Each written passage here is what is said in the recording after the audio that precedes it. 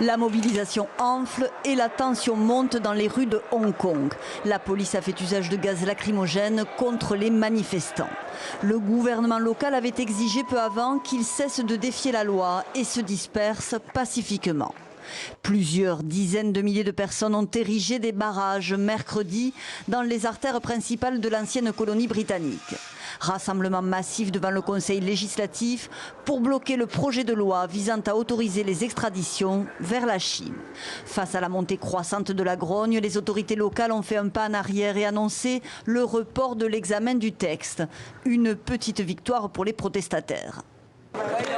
Nous avons beaucoup de moyens de protéger Hong Kong. Nous pouvons danser, nous pouvons taper dans nos mains pour faire entendre nos voix. Depuis plusieurs jours, d'importantes manifestations agitent l'ancienne colonie britannique.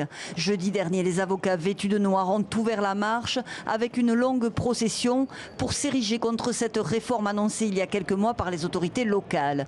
Une réforme que les protestataires veulent voir enterrée, soucieux de conserver leur distance face à un système judiciaire chinois qui demeure opaque et qui applique toujours la peine capitale. Dimanche, des heurts ont éclaté. La police a fait usage de gaz au poivre et on comptait 1 million de personnes mobilisées, du jamais vu depuis la rétrocession de l'ancienne colonie britannique à la Chine en 1997.